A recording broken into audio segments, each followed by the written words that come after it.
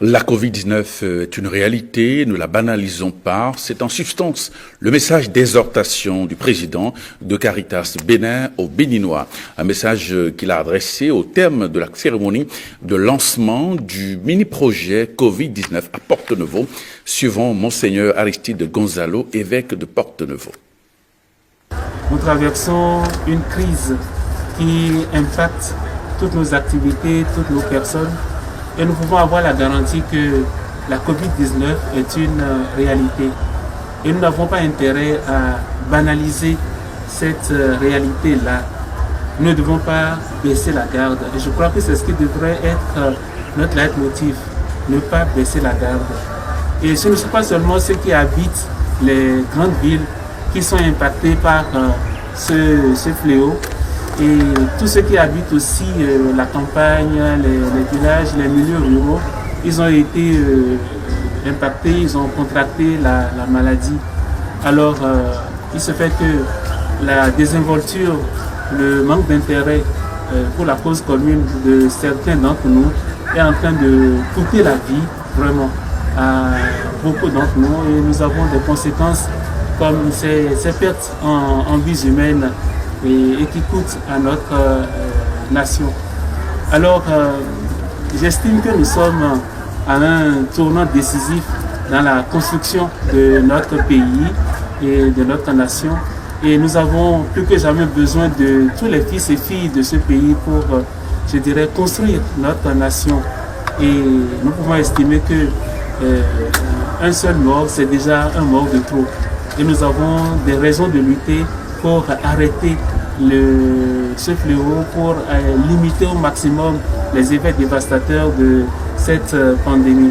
Et cela n'est possible que si nous respectons les consignes qui nous sont adressées, qui nous sont données pour la préservation de nos vies.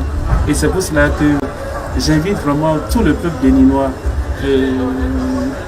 tous les hommes et femmes de bonne volonté, quels qu'ils soient, à poursuivre l'observance stricte des mesures barrières que nous connaissons. Et cela doit pouvoir se faire en tout lieu et à tout moment. Et nous pouvons estimer que tout relâchement à ce niveau-là est préjudiciable à notre vivre ensemble. Et on reste avec Caritas Bénin, avec cette remise de dispositifs de lavage de mains, mais aussi des vivres aux populations, un engagement à soutenir les populations et à surtout les sensibiliser autour donc de la Covid-19. Brice Rongbor et Guillaume Avienne. 120 dispositifs de lavage de mains à mettre en place dans les principaux marchés et autres lieux de grand rassemblement des communes de l'Atlantique et de l'Ouémé. Cela pour promouvoir l'hygiène et la désinfection des mains pour limiter l'expansion de la Covid-19. À cela, il faut ajouter la distribution de ces vivres à 500 ménages très pauvres fragilisés par la restriction de mobilité imposée par le gouvernement au sein de l'ex-cordon sanitaire à la faveur de la riposte contre la maladie tout au début de sa propagation au Bénin. Un ensemble de 5 grandes actions initiées par Caritas Bénin au profit des populations des communes de l'ex-cordon sanitaire, dont les communes d'Avran, Koudakro, Misrété et des Aguégués. L'organisation lance en fait officiellement les activités de son mini-projet pour la riposte à la Covid-19 en soutien aux efforts gouvernementaux. Un mini-projet financé par le fonds Covid-19 de Caritas International à la demande du pape François, convaincu de son appui sur le Christ pour trouver des solutions aux maux humains. Conçu pour être un signe visible de solidarité de l'Église universelle, ce fonds est destiné à aider les Caritas locales aux côtés de leur population à contenir la propagation de la pandémie à travers différentes activités de prévention, avec une attention particulière sur la pandémie sociale aux conséquences dévastatrices.